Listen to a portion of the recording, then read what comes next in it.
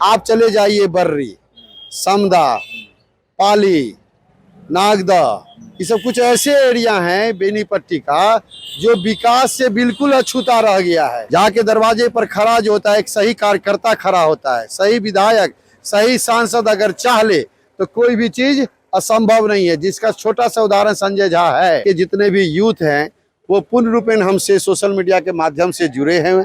उनका एक ही नारा है कि आप आगे बढ़िए, टिकट लेकर के आइए, और हम लोग अपना तन मन धन तक लगाने को तैयार बैठे हुए हैं। बेनीपट्टी खास करके पूरे बिहार में अपना छाप जरूर छोड़ेगी। आज बेनीपट्टी अनुमंडल मुख्यालय में जनसुराज की सांगठनिक बैठक हुई है। बेनीपट्टी में जनसुराज के संगठन प्रदेश सचिव सुभाष सिंह कुशवाहा पहुंचे थे और बेनीपट्टी विधानसभा की बात करें, बेनीपट्टी अनुमंडल के तमाम विधानसभा क्षेत्रों के सक्रिय नेता पदाधिकारीगण को यहाँ पे बुलाया गया था और जोश खरोश से यहाँ पर लबरेज किया गया है, संबोधन हुआ है और सांगठनिक गतिविधियों पर चर्चा भी हुई। आगे की रणनीति भी बनाई गई है कि कैसे जनसुराज आने वाले समय में, आने वाले दिनों में काम करेगी। फिलहाल हमारे साथ बेनीपट्टी विधानसभा के सक्रिय और बेनीपट्टी विधानसभा से जनसुराज के संभावित प्रत्याशी अवध किशोर झा, डंगा पंचायत के मुखिया भी हैं, हमारे साथ जुड़े हुए हैं। अवध जी, क्या कुछ हुआ है आज और कैसी तैयारी चल रही है? जोश खरोश में आप व्यक्तिगत तो दिखते हैं, लेकिन आज क्या कुछ हुआ है?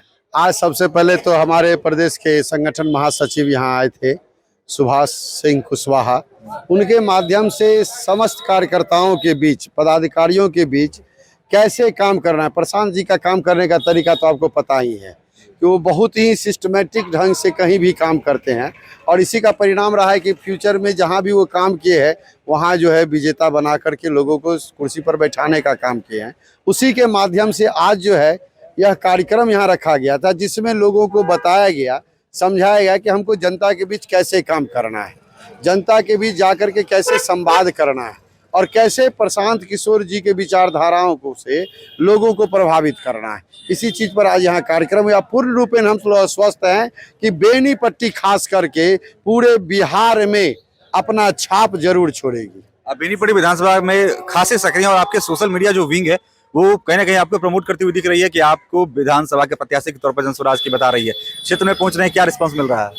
बेनीपट्टी के समस्त जितने भी मतदाता हैं, वोटर हैं यहाँ के, खास करके जितने भी यूथ हैं वो पूर्ण रूपेण हमसे सोशल मीडिया के माध्यम से जुड़े हैं।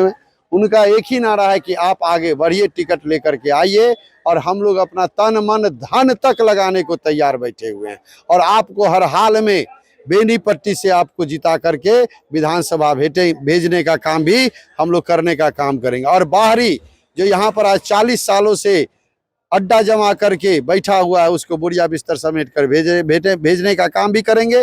और बेनीपट्टी का बेटा ही बेनीपट्टी का विधायक होगा, इसको भी जनता जो है वो स्पष्ट तौर से क्लियर कर चुकी है, बता चुकी है। सिर्फ बाहरी और अंदर मतलब स्थानीय की बात करें तो ये एक अलग पॉइंट ऑफ व्यू हो जाता है, लेकिन अगर आप कामों की बात करें तो आपको क्या लगता है कि पिछले कुछ दशक में, अगर पिछले 10 साल की बात करें, या विनोद रांझा फिलहाल विधायक हैं, उनका चल रहा है अंतिम वर्ष है इस कार्यकाल का, इससे पहले कांग्रेस भी रही है, उससे पहले विनोद रांझा रहे, पिछले 15-20 सालों की बात करें तो क्या कुछ नहीं हुआ है बेनीपट्टी विधानसभा में जो होना चाहिए था? आप क्षेत्र में घूमे, समस्या तो नजर आई होगी।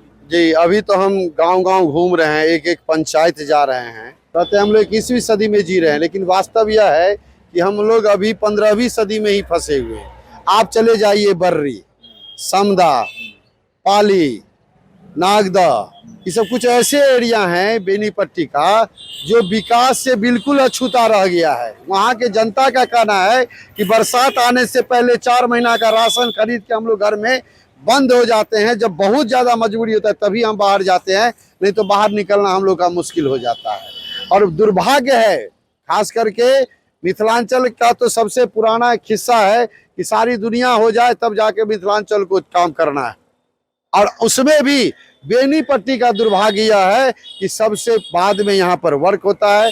बेनीपट्टी पर जो एजुकेशनल शिक्षा के आधार पर देख लीजिए, किसी भी विद्यालय में जो है सही ढांचा आपको नहीं मिलेगा। सड़क के मामले में आप चले जाइए, आज भी गांव का खास करके RWD का जो रोड है एक भी सही नहीं मिलेगा। जो सांसद विधायक कोष से काम होना चाहिए बिल्कुल नहीं हो रहा है। न कहीं खेल मैदान है, खेल के लिए सरकार ढोल पीट रही है, खेलो खेलो इंडिया, यूथ इंडिया, लेकिन है कहाँ खेलेगा ही। बाढ़ सुखाड़ की बात कर रहे थे पहले पॉइंट पे, आपको लगता है कि विधायक के जिम्मे है बाढ़ सुखाड़ को रोकना, या सरकार इस पर अच्छी रणनीति बनाएगी? एक सही जनप्रतिनिधि अगर होगा तो काम करवाना उसकी जिम्मे में होती है। सरकार हर दरवाजे पे जाके खड़ा नहीं होती है। जाके दरवाजे पर खड़ा जो होता है एक सही कार्यकर्ता खड़ा होता है, सही विधायक, सही सांसद अगर चाह ले तो कोई भी चीज असंभव नहीं है। जिसका छोटा सा उदाहरण संजय झा है हमारे आपके बीच में, जो आज वैसे जगह को स्वर्ग बना दिया जो बिल्कुल नर्क था। मिथिला हाट की बात कर मिथिला हाट की बात कर रहे हैं, क्या था, पूरा जल जमाव का क्षेत्र था, जहाँ जाना भी लोगों को मुश्किल होता। आज कम से कम 4,000-5,000 लोगों को वहाँ रोजगार भी मिल रहा है। और मिथिला हाट जो है आज मिथिला का ही नहीं बल्कि पूरे बिहार का जो है एक पर्यटक स्थल बन करके होगी तैयार है। देखिए, एक अच्छा जनप्रतिनिधि होना या एक अच्छा नेता होना, ये भी देखा जाता है कि आप खुद बता रहे हैं कि सड़कें खराब है आरडब्ल्यूडी की, या स्कूलों का इंफ्रास्ट्रक्चर बहुत बेहतर नहीं है, पढ़ाई ठीक से नहीं हो पा रही है। तो आप खुद को विधानसभा के दावेदार के तौर पर भी घोषित कर रहे हैं, दिखा रहे हैं, आपके लोग आपको समर्थन कर रहे हैं। तो क्या आपने इन तमाम समस्याओं पर आवेदन प्रतिवेदन या पदाधिकारियों से मिलकर समस्या निदान की बात भी इससे पहले की, बस समस्या गिना रहे हैं? नहीं, इस पर हमारे द्वारा जो है रिटेन सांसद महोदय को भी मीटिंग में दिया गया था, विधायक जी को भी दिया गया था, डीएम साहब को भी हमारे यहाँ जब पर्यावरण दिवस में हम बुलाए थे अपने यहाँ, तो उनको वहाँ भी समस्याओं का जाल दिया गया था। और आज कर्तव्य पूरा कर करके अपने पंचायत में, हम वर्तमान में ढंगा पंचायत के मुखिया भी हैं, और ढंगा में आज जा कर के दीजिए, सरकार का ऐसा कोई योजना नहीं है जिसको हमने धरातल उतारने का काम नहीं किया है।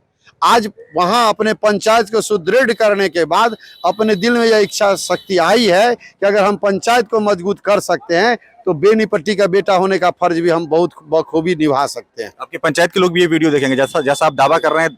जी एकदम देखेंगे, जरूर देखेंगे। और हमारे पंचायत के लगभग 100 में 100 लोग हमसे खुश हैं, 1% लोग भी हमसे नाराज नहीं है। ये चुनाव जो विधानसभा हम लड़ने का काम कर रहे हैं वो सिर्फ हम नहीं कर रहे हैं, बल्कि आप पता कीजिएगा हमारा पूरा पंचायत जो है ये विधानसभा चुनाव लड़ रहा है।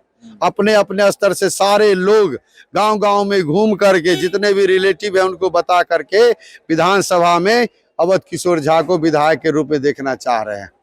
तो हमारे साथ जनसुराज के नेता अवध किशोर झा, जो कि ढंगा पंचायत के मुखिया भी हैं, और तमाम सवालों के जवाब दे रहे थे और बता रहे थे कि अगर पार्टी इन पर भरोसा जताती है तो मजबूती के साथ चुनाव लड़ेंगे। फिलहाल कुछ एक महीनों का वक्त है जब किल तय हो जाएगा कि जनसुराज की तरफ से वाकई में प्रशांत किशोर किस पर भरोसा जताते हैं, और जिन पर भरोसा जताया जाता है वो विधानसभा चुनाव में किस तरह की यहाँ पर छाप छोड़ पाते हैं। फिलहाल इस वक्त इतना ही। आप देखते रहिए BNN न्यूज़। धन्यवाद।